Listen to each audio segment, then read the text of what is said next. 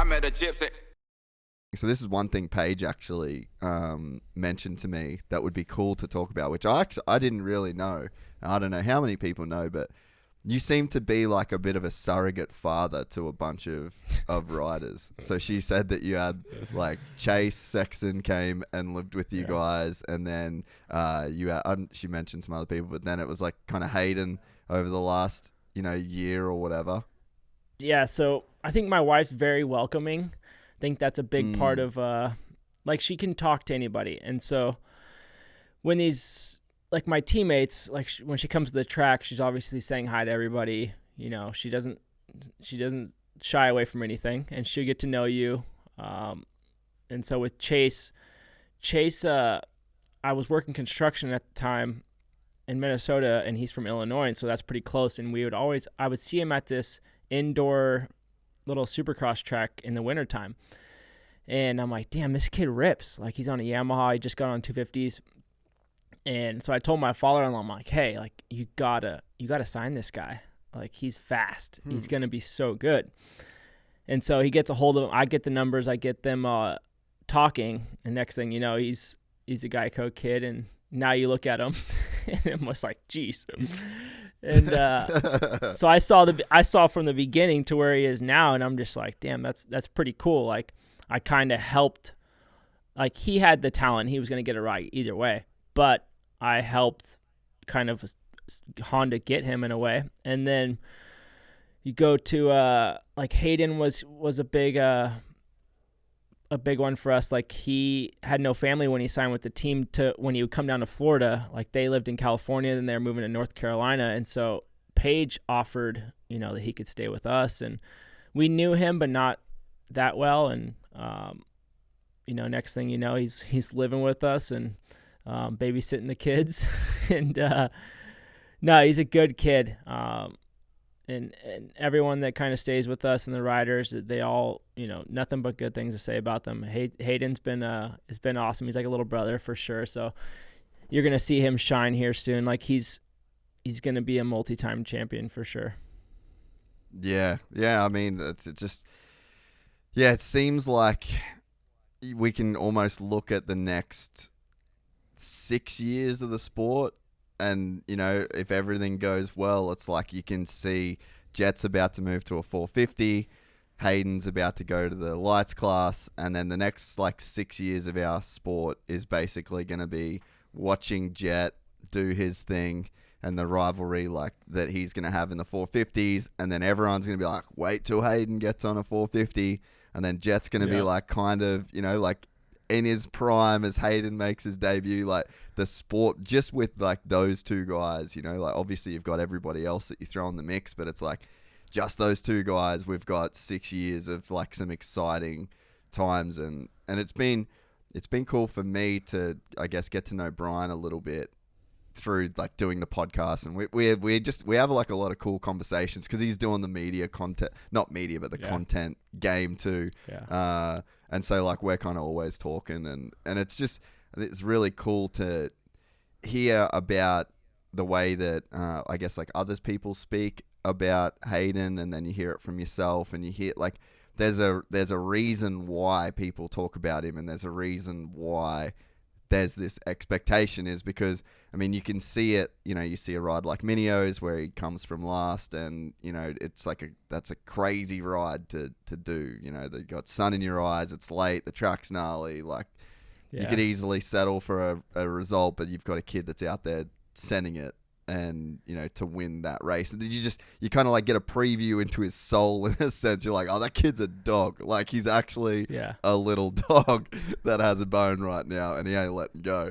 And it's they're the guys that then you hear the stories about Jeannie Carmichael talking about oh man, this kid's got something special, and a guy like yourself. So it's all that behind the scenes stuff that the front facing, it doesn't get shown to people, but it's the people in the know really see that side of it.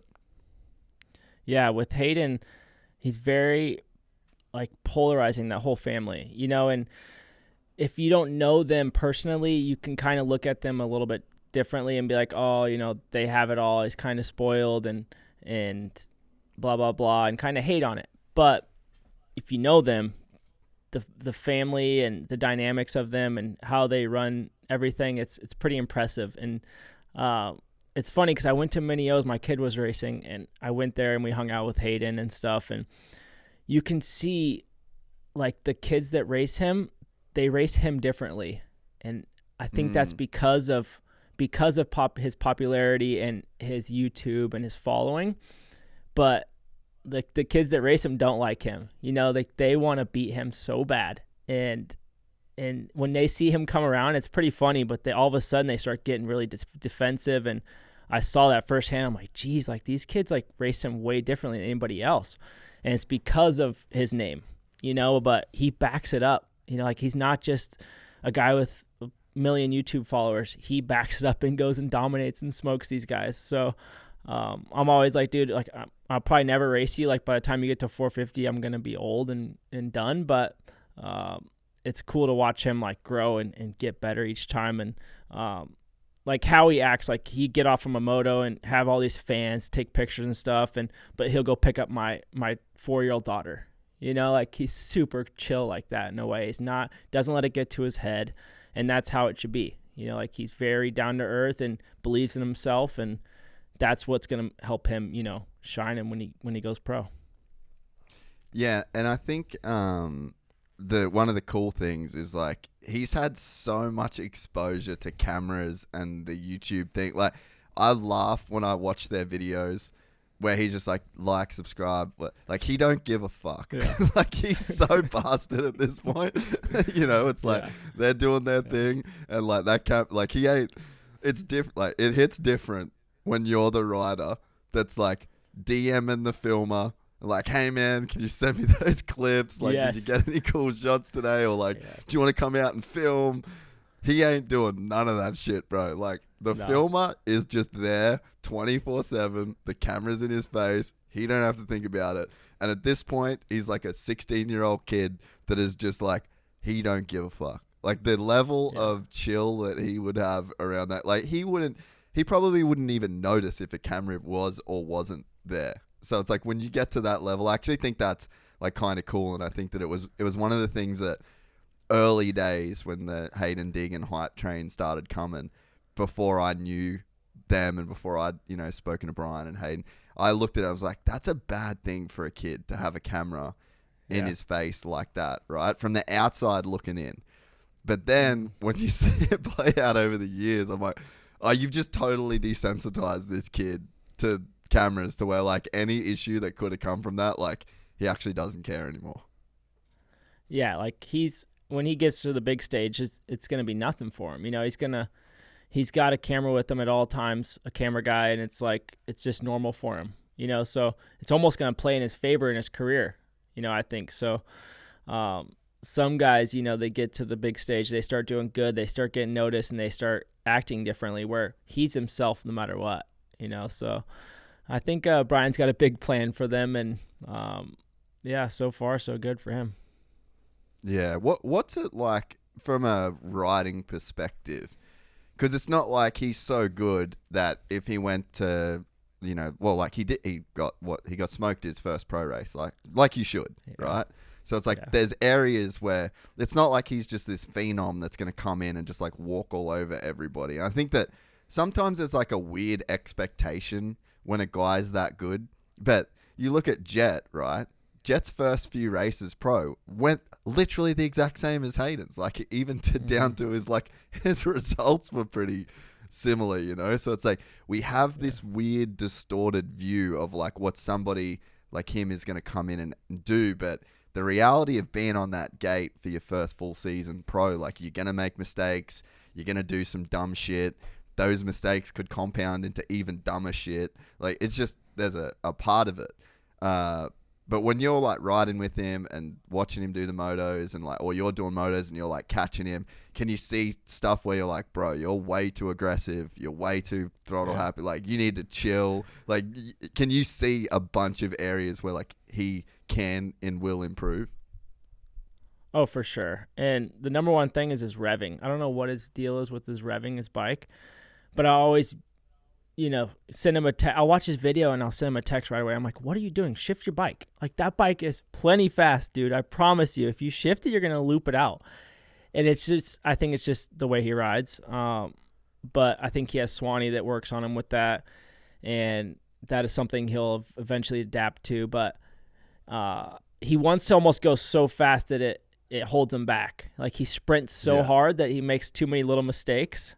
So he's got to fine tune that to where it's fast yet consistent. Like, he can drop a heater one lapper, like a one lap sprint. I think he can hang with anybody, but to do that consistently is just not there yet. But that's going to come with time. So, but the revving thing, like, if he's watching this, he knows I just give him crap about revving all the time. And that's something that bugs me about any rider. I feel like unless you're on a bike that's too slow, which all the dirt bikes nowadays are pretty fast. Like a 450 is plenty of fast. Yeah, the revving, I think it's just unnecessary, and you need to use the power, and that's, if you shift, you're going to get more power. And so I think I was always taught on, shift up to go faster. And I think that's why I ride in a taller gear, use more, technique over using the bike power. Yeah, and you could see the reason why Hayden revs his bike so hard is because of Instagram. Basically, it just is what it is. I say to the boys, true. Like the boys that work here, they're like young. They're like 18, 20, like young dudes, and they're all like it's funny watching like the generation. Like, my generation is like you guys and Barsha and Carmichael and Stu, and like I've got like this older look, and then I look at the guys that they watch and follow, and it's like Evan Ferry, Hayden, Kitchen, and I'm just like, I listen to Eminem and you listen to Trippie Redd. It's like follow the SoundCloud rappers of riders, and they all just whip and scrub and fucking rev the absolute tits off their bike. So it's like, it's generational, and it's because of SoundCloud rap that they ride like that. Yeah, and when I went to Mini O's this year, from Super Mini class to the A class, the amount of revving going on in that Supercross, the Supercross portion of it, I'm just like blown away. I'm sitting there just like listening to these guys never shut off. And like, I almost want to go up to each guy and be like, I can drop you a second if you just shift your bike, bud. And, but then like, I'll tell Hayden when he comes back, I'm like, dude, like, Jet doesn't rev it. Roxon doesn't rev it. Like, you can go fast if you don't rev the bike. So it's just something you got to work on. Like, I'll rev the bike if I'm pissed, but that's about it. We're excited to announce the launch of our new membership site, GYPSYTales.com, packed with exclusive content and perks that you won't find anywhere else. This is your chance to become a part of the Gypsy Gang. And as a special bonus, if you sign up to an annual membership, you'll be entered into the draw to win our custom-built TC125. Gypsy Gang.